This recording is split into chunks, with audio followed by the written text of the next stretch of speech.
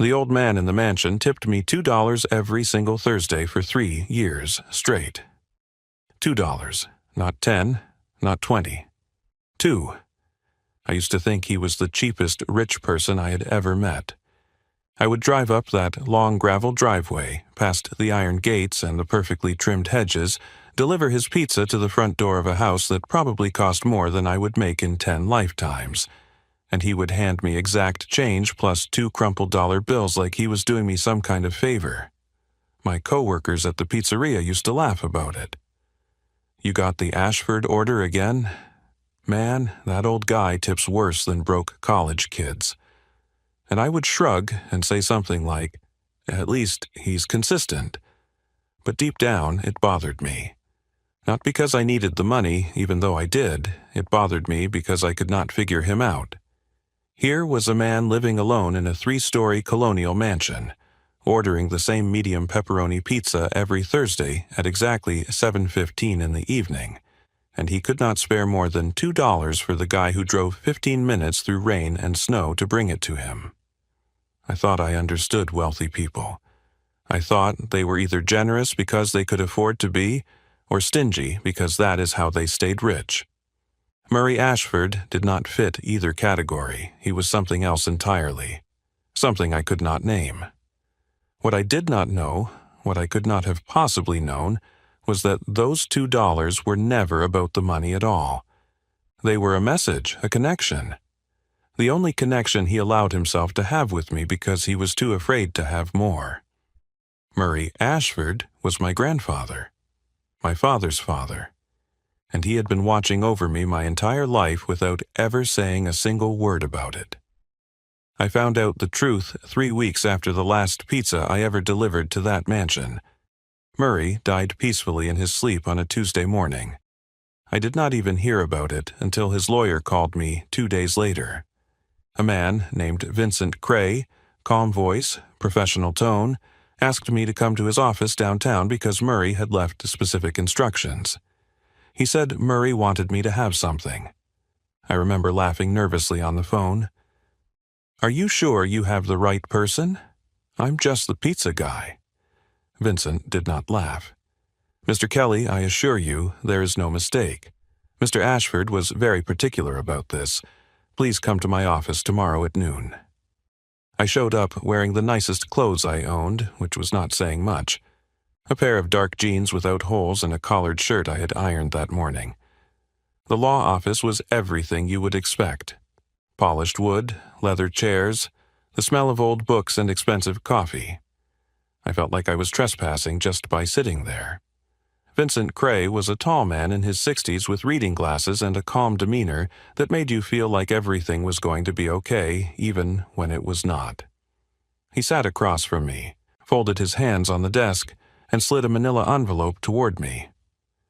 "Mr. Ashford instructed me to give you this only after his death and only in person. He was very clear about that." I opened the envelope with hands that would not stop shaking. Inside were 2 things.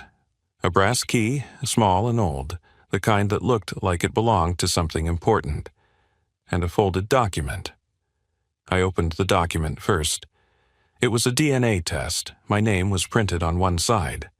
On the other side was a name I had never seen before, Warren Ashford, and beneath both names in bold black letters was a single word that changed everything. Match. I stared at that word until the letters stopped making sense. Match. What did that mean? Who was Warren Ashford? Why was my name on a DNA test with a stranger? Vincent's voice broke through the fog in my head. Warren Ashford was Murray's younger son. He died in a car accident in 1999, 1 month before you were born. According to Murray, Warren was your biological father. The room tilted. I grabbed the armrest of the chair to keep from falling. My father. The man I had spent my entire life wondering about. The ghost who haunted every family tree project in elementary school, every Father's Day card I never sent, every awkward silence when someone asked about my dad. That man had a name. Warren Ashford. And he was dead before I ever took my first breath. The old man in the mansion. The one who tipped me $2 every Thursday. The one who asked me if I was staying warm. The one who looked at me a little too long every time I handed him his pizza. He knew. He knew the whole time. He knew I was his grandson, and he never said a word. I looked at the brass key in my hand. Heavy. Cold. Full of answers I was not sure I was ready to find. "Why didn't he tell me?" I whispered. Vincent sighed and leaned back in his chair. "That is something only Murray could answer, but he wanted you to have that key. He said you would know what to do with it when the time came." I did not know anything, not yet, but I was about to find out. My name is Damon Kelly, and I am 24 years old.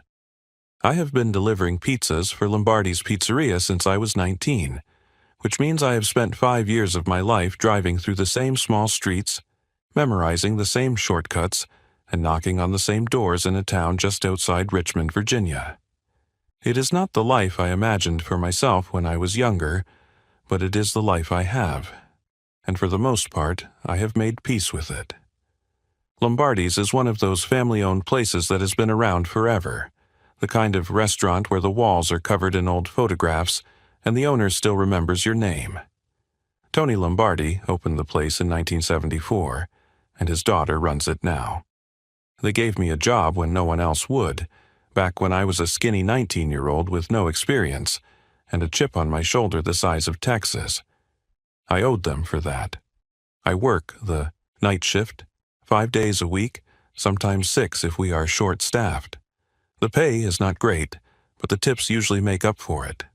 I give most of what I earn to my mother, Lorraine. She is a nurse at the county hospital, has been for almost 20 years, and she works harder than anyone I have ever known. But nursing does not pay what it should, and the bills never stop coming. So I help where I can. That is what you do for family. My mother raised me alone. She never complained about it. Never made me feel like I was a burden, but I always knew our situation was different from other families. There was no father at the dinner table. No man teaching me how to throw a football or fix a leaky faucet. Just my mother and me against the world, figuring things out as we went. I asked about my father once when I was 7 years old. We were sitting at the kitchen table doing homework, and I looked up and said, "Mom, where is my dad?" She froze. Just for a second, but I saw it. Then she smiled, the kind of smile that does not reach your eyes, and said, "He had to go away before you were born, sweetheart. It is just us now, but that is okay. We are enough." I never asked again. Not because I did not want to know, but because I saw what the question did to her. It was like watching someone touch an old wound that never fully healed. So I buried my curiosity and told myself it did not matter. Plenty of kids grew up without fathers. I was not special. I was not broken. I was fine. But I was not fine. There was always this hollow space inside me, this question mark where my identity should have been. Half of me was a mystery, and no matter how hard I tried to ignore it, the mystery never went away. That is the state I was in when I started delivering to Murray Ashford's mansion. Angry, without knowing why. Restless, without knowing what I was searching for. Just a guy in a beat-up Honda Civic, driving through the night, trying to make enough money to keep the lights on. The Ashford estate sat at the end of Wexler Road, about 15 minutes outside of town. You could not miss it. Iron gates, stone pillars, a driveway that curved through perfectly landscaped grounds before revealing a 3-story colonial mansion that looked like something out of a magazine. The kind of house that made you realize just how different some people's lives were from your own. The first time I delivered there, I was nervous. I figured anyone living in a place like that would be demanding, impatient, the type to complain if the pizza was 2 degrees below perfect. But when the door opened, I was surprised. The man standing there was not what I expected. Murray Ashford was in his late 70s, tall but slightly stooped, with silver hair and deep-set eyes that seemed to carry the weight of 100 years. He moved slowly, deliberately, like every motion required careful thought. But there was nothing frail about him. He had a presence, a quiet dignity that made you stand up a little straighter without realizing it.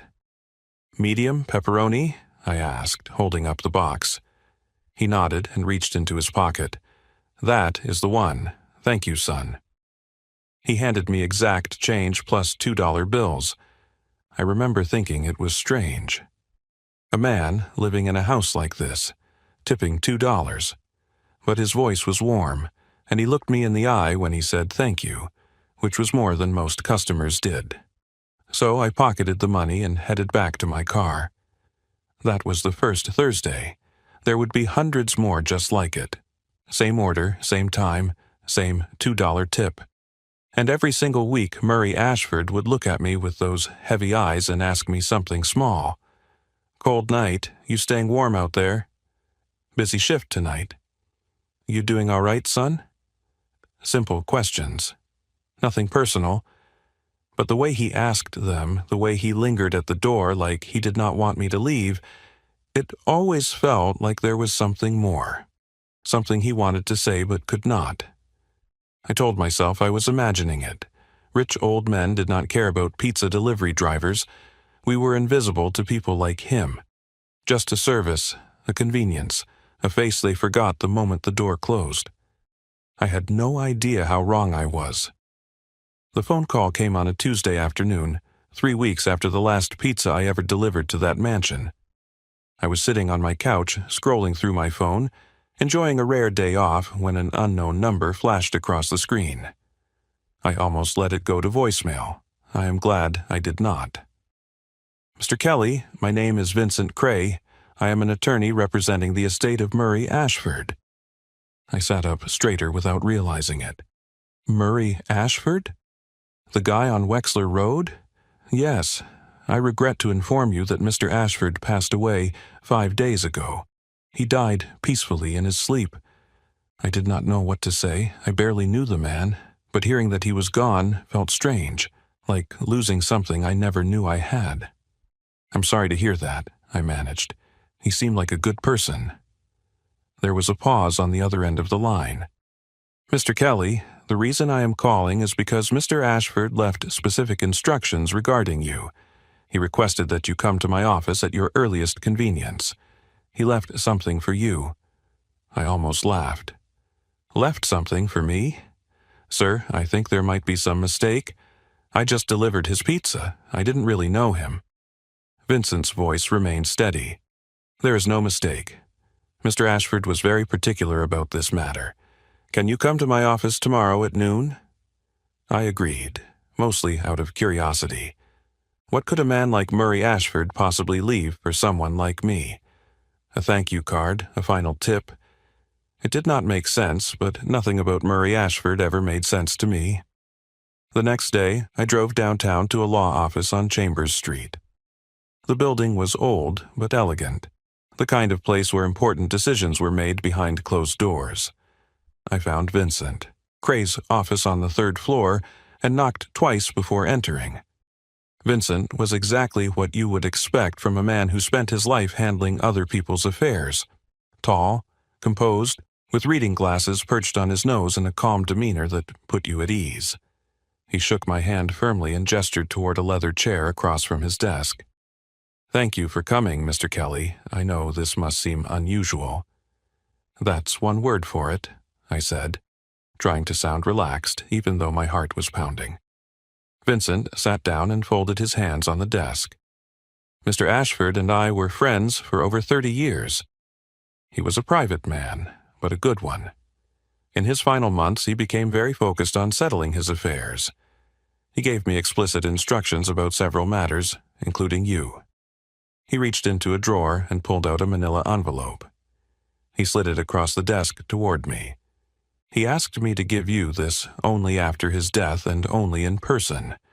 Those were his exact words." I picked up the envelope. It was heavier than I expected. I opened it carefully and pulled out the contents. A brass key, old and worn, the kind that looked like it belonged to something from another era, and a folded document with official letterhead. I unfolded the document and read it once. Then I read it again, because my brain refused to accept what my eyes were seeing. It was a DNA test. My name was printed on one side, Damon Kelly. On the other side was a name I had never heard before, Warren Ashford, and at the bottom, in bold letters that seemed to pulse on the page, was a single word, match. "I don't understand," I said, my voice barely above a whisper. "Who is Warren Ashford?" Vincent removed his glasses and set them on the desk. His expression softened. Warren was Murray's younger son. He died in a car accident in August of 1999, 1 month before you were born. The room started spinning. I gripped the armrest of the chair to steady myself. "Are you telling me that Warren Ashford was my father?" According to Murray, yes. He had this DNA test conducted several years ago using samples he obtained discreetly. He never told anyone about the results, not even his other son. My father. The man I had wondered about my entire life. The ghost who haunted every empty space in my childhood. He had a name, Warren Ashford, and he died before I ever drew my first breath. The old man who tipped me $2 every Thursday was not just some wealthy stranger. He was my grandfather. He knew who I was every single time I handed him that pizza box, and he never said a word. "Why?" I asked, my throat tight. Why didn't he just tell me? Before Vincent could answer, the office door burst open. A man stormed in, his face red with anger, followed by a woman with sharp features and cold eyes. I recognized the look on their faces immediately. It was the look of people who believed they owned the world and resented anyone who dared to occupy space in it. "This is absurd," the man spat, glaring at me. "You expect us to believe my father left something to the pizza delivery boy? This is fraud. This is a scam, and I will not stand for it." Vincent stood up calmly. "Mr. Ashford, your father's instructions were clear. I am simply executing his wishes." The woman stepped closer, her eyes cutting through me like knives. "We will contest every piece of this. You are not family. You are nothing. And if you think you are going to take 1 cent of what belongs to us, you are sorely mistaken." I looked at them, at the hatred burning in their eyes, and I realized something. I had not asked for any of this. I did not come here looking for money or property or a place in their family tree. I came because an old man who tipped me $2 asked me to. But now I was standing in the middle of a war I never started. I drove straight to my mother's house after leaving Vincent's office. My hands were shaking so badly I could barely grip the steering wheel. The DNA test sat on the passenger seat beside me, and every time I glanced at it, I felt like the ground was shifting beneath my feet. My entire life, everything I thought I knew about myself, was built on a lie, and my mother was the one who had been telling it. I pulled into the driveway and sat in the car for a full minute, trying to gather myself. I did not want to go in there angry. I did not want to say things I could not take back. But the questions burning inside me would not wait any longer. My mother was in the kitchen when I walked in. She was still wearing her scrubs from her shift at the hospital, standing at the counter chopping vegetables for dinner. She smiled when she saw me. "Damon, what a nice surprise. I wasn't expecting you today. Are you hungry? I'm making soup."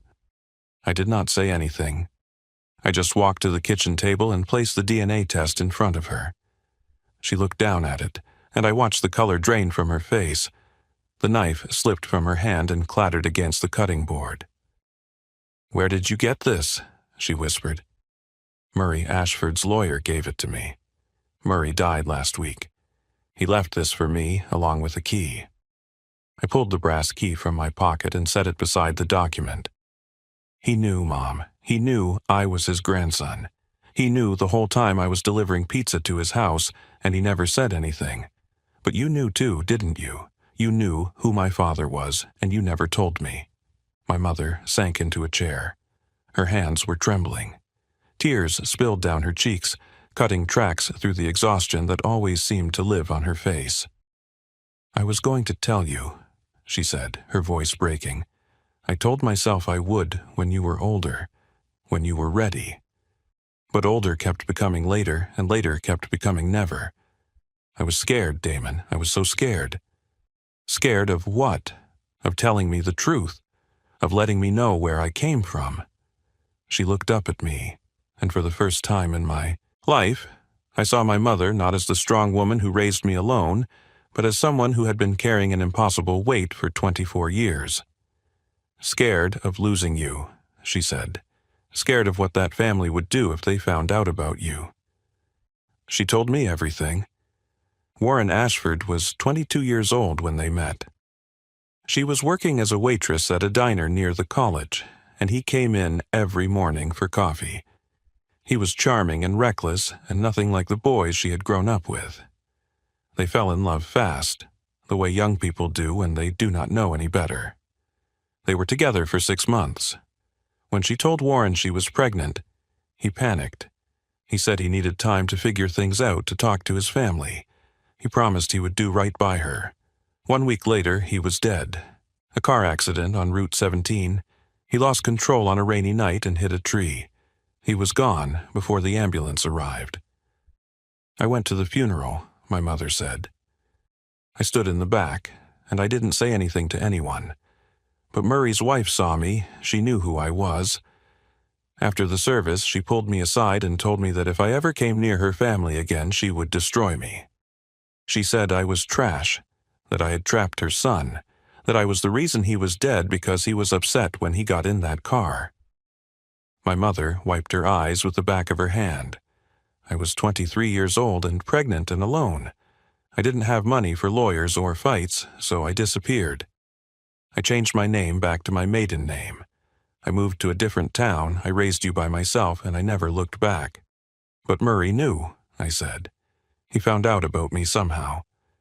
She nodded. A few years ago, I got a letter. There was no return address. It just said, I know about the boy. I am sorry for everything. I will make it right. I never responded. I didn't know what to do. I thought maybe if I ignored it, it would go away. I sat down across from her. The anger I had felt driving over was fading, replaced by something heavier, sadness, understanding. The realization that my mother had not kept this secret to hurt me. She had kept it to protect me from people who wanted to pretend I did not exist, but I could not pretend anymore. Murray Ashford had spent the last 3 years of his life ordering pizza just to see my face. He had watched me grow up from a distance, collecting photographs and report cards and memories of a grandson he was too afraid to claim. And before he died, he left me a key to something he wanted me to find. I have to know, I said quietly. I have to know why he never told me himself. I have to know what this key opens. My mother reached across the table and took my hand. I know you do, and I'm not going to stop you. Just promise me you'll be careful. Those people, the Ashfords, they don't see you as family. They see you as a threat. I thought about Hank and Tessa, the hatred in their eyes, the venom in their voices. My mother was right. They would fight me every step of the way. But I did not care anymore. I had spent my whole life without answers. Now I had a key, and I was going to find out what it unlocked. Vincent Cray gave me the address the next morning, a storage facility called Grayson Secure Holdings, about 20 minutes outside of town on a stretch of road I had never driven before.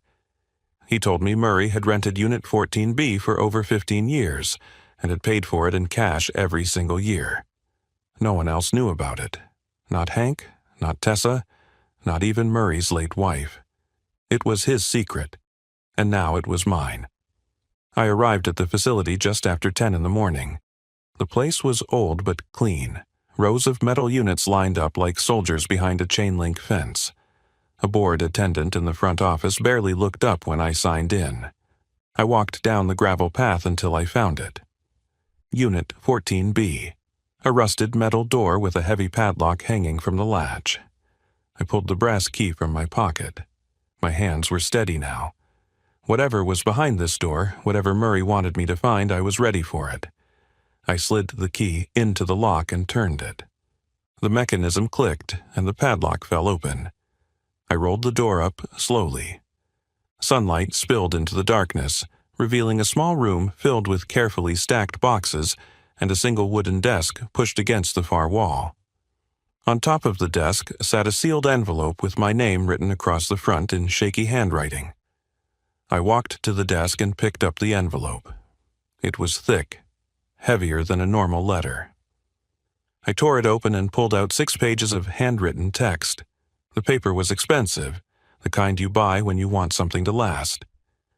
I leaned against the desk and began to read. Dear Damon, if you are reading this, then I am gone, and I am sorry. I am sorry. I was never brave enough to tell you the truth while I was still alive. I am sorry I let fear and shame keep me from being the grandfather you deserved. I have made many mistakes in my life, but my silence with you is the one I regret most of all. Your father was my son Warren. He was wild and impulsive, the kind of young man who lived like tomorrow was never coming. But he had a good heart. He loved your mother. I know he did because he told me so the night before he died. He came to my study and said he had gotten a girl pregnant, a waitress named Lorraine, and that he was going to marry her. He said he was done running from responsibility. He was going to be a father, and he was going to do it right. I told him I was proud of him. Those were the last words I ever spoke to my son. The accident happened the next night. Warren lost control of his car on Route 17. The police said he died on impact. He never suffered. But I have suffered every day since, wondering what kind of man he would have become, what kind of father he would have been to you. My wife, Eleanor, could not accept what happened. She blamed your mother. She said Lorraine had trapped Warren, distracted him, caused the accident with her news. It was not true, but grief makes people believe terrible things. Eleanor made me choose. Either I cut all ties with your mother and pretend you did not exist, or she would leave me and take everything with her. I was a coward, Damon. I chose my marriage. I chose silence. I told myself it was the right thing to do, that you would be better off without the Ashford name hanging over you. But that was a lie I told myself so I could sleep at night. I never stopped watching you. I hired a private investigator to send me updates every year. I have photographs of you from every stage of your life. Your first day of school, your 8th grade science fair, your high school graduation. I watched you grow into a man from a distance, and every photograph made me proud and broke my heart at the same time. When you started delivering pizzas to my house, I thought God was giving me a second chance. I could not tell you the truth. I was too afraid of what it would do to you, to your mother, to the fragile peace I had built with my other son. But I could see you. I could hear your voice. I could ask you how you were doing and pretend, just for a moment, that I was part of your life. The $2 I tipped you every week was never about the money. In 1974, a cup of coffee cost $2 at the diner where I took your grandmother on our first date. It was my way of honoring her memory, my way of saying I remembered, my way of connecting to you without having the courage to say the words out loud. I stopped reading. My vision was blurred with tears. I wiped my eyes with the back of my hand and kept going. In these boxes, you will find everything. Documentation proving you are Warren's biological son. A trust fund I established in your name 12 years ago, funded through accounts no one else knows about. The current value is over $600,000. There is also the deed to a cabin on Lake Monroe. It belonged to my father and his father before him. It was always meant to stay in the family. Now, it belongs to you. I know this does not make up for 24 years of silence. I know I cannot buy your forgiveness with money or property. But I hope this gives you a future. I hope it gives you choices I never gave myself. You are an Ashford, Damon. You always were. Never let anyone tell you otherwise. With all the love I should have shown you sooner, Murray. I set the letter down and looked at the boxes stacked around me. I opened them one by one. Photographs of me as a child, taken from a distance by someone I never noticed. report cards with handwritten notes in the margins, newspaper clippings, legal documents, a trust fund statement with my name on it, the deed to a cabin I had never seen. I sank to the cold concrete floor and let myself cry. Not for the money, not for the property, but for the old man who loved me in secret, who watched me grow up through photographs and Thursday night pizza orders, who spent his final years trying to make things right. He was my grandfather, and even though he never said it out loud, he loved me. The legal battle lasted 4 months. Hank and Tessa Ashford contested everything. They claimed I had manipulated Murray in his final years. They said I was a con artist who had targeted a vulnerable old man. They hired expensive lawyers and filed motion after motion, trying to bury me under paperwork and legal fees I could not afford. But Vincent Cray was prepared. Murray had spent years building a case that no one could tear apart. Vincent produced decades of documentation, bank statements showing payments to private investigators, photographs with dates stamped on the back, Murray's personal journals filled with entries about me, about his guilt, about his hope that one day he would find the courage to tell me the truth. The DNA test was just the final piece of a puzzle Murray had been assembling for over 2 decades. The judge dismissed the case in less than an hour. He looked at Hank and Tessa with something close to disgust and told them that Murray Ashford had every right to distribute his estate as he saw fit. I was recognized as Murray's legitimate grandson. The trust fund was mine. The cabin was mine, and there was nothing they could do about it. Outside the courthouse, Hank found me on the steps. His face was red, his jaw tight with barely contained rage. He grabbed my arm and pulled me close. "You think you won something here? You think this makes you one of us? You're still just a delivery boy. You're still nothing." I looked at him for a long moment. I thought about all the things I could say, all the insults I could throw back. But then I remembered something from Murray's journals, an entry from 3 years ago that Vincent had shown me during the trial. Hank called today, first time in 8 months. He wanted money for a new boat. Did not ask how I was feeling. Did not ask about my health, just money. I wonder sometimes if he ever loved me at all, or if I was only ever a bank account to him. I pulled my arm free from Hank's grip and stepped back. "Your father wrote about you," I said calmly. "He wrote about how alone he felt, how you never visited, how you only called when you needed something. I showed up every Thursday for 3 years. I didn't know he was my grandfather, but I showed up. I handed him his pizza and asked him how he was doing. I looked him in the eye and treated him like a human being. That's the difference between us. I was there. You weren't." Hank had no response. He stood there with his mouth open, searching for words that would not come. His wife tugged at his sleeve, and they walked away without looking back. I never saw them again. 2 weeks later, I brought my mother to the cabin on Lake Monroe. It was smaller than I expected, a modest 2-bedroom house with a wraparound porch and a view of the water that made you forget the rest of the world existed. The inside smelled like cedar and old books. There were photographs on the walls of people I did not recognize, generations of Ashfords who had stood on this same porch and watched the same sunsets. My mother stood at the railing, looking out at the lake. Tears streamed down her face, but she was smiling. "I never thought I'd see this place," she said. "Warren used to talk about it. He said he wanted to bring me here someday. He said it was the most peaceful place on earth." I put my arm around her. "Now it's ours. A place that belongs to us." She leaned her head against my shoulder. "I'm sorry I kept the truth from you for so long. I thought I was protecting you. I didn't realize I was just delaying the inevitable." "You did the best you could," I said. "That's all any of us can do." I went back to Lombardi's Pizzeria one last time. Not to quit with anger or resentment, but to say thank you. Tony's daughter, Maria, had given me a job when I was 19 years old and desperate. She had trusted me when no one else would. I owed her more than I could ever repay. I told her I was going back to school.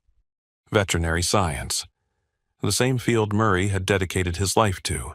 It felt right, like I was carrying on something he had started. Maria hugged me and told me she always knew I was meant for bigger things. I promised to come back and visit. I meant it. The trust fund gave me options I never had before. I paid off my mother's medical bills. I bought her a new car to replace the one that had been breaking down for years. I enrolled in classes at the state university and started building a future I had never dared to imagine. But the money was never the point. The cabin was never the point. What mattered was knowing where I came from. What mattered was understanding that my father had loved my mother, that he had wanted to be part of my life, that he had died trying to become the man he knew he needed to be. What mattered was knowing that my grandfather had watched over me from a distance, that he had loved me in the only way he knew how, that his $2 tips were never about the money at all. I used to think family was about blood. Now I know it is about showing up. It is about the small things. A question asked on a rainy night. A letter written for someone you may never meet. A brass key left behind to unlock the truth. Murray Ashford was my grandfather. He never said the words out loud, but he loved me. And that love, quiet and hidden and imperfect as it was, changed everything. I hung a framed photograph in the cabin above the fireplace. It was a picture of Murray from one of the boxes, standing on this same porch decades earlier, smiling at the camera like he had all the time in the world. Beneath it, I mounted the brass key on a small wooden plaque, the key that unlocked everything. Some people spend their whole lives searching for where they belong. I found my answer in a storage unit, in a stack of old photographs, in the handwriting of a man who was too afraid to speak but brave enough to write. I am Damon Kelly. I am an Ashford, and I am finally home. If this story touched your heart, do me a favor. Hit that like button and share this video with someone who needs to hear it. Drop a comment below and tell me what you would have done if you found out a secret like this about your family. And if you're not subscribed yet, go ahead and click that subscribe button and turn on notifications so you never miss another story. I read every single comment, and I love hearing from you. Thank you for watching, thank you for being here, and I will see you in the next one.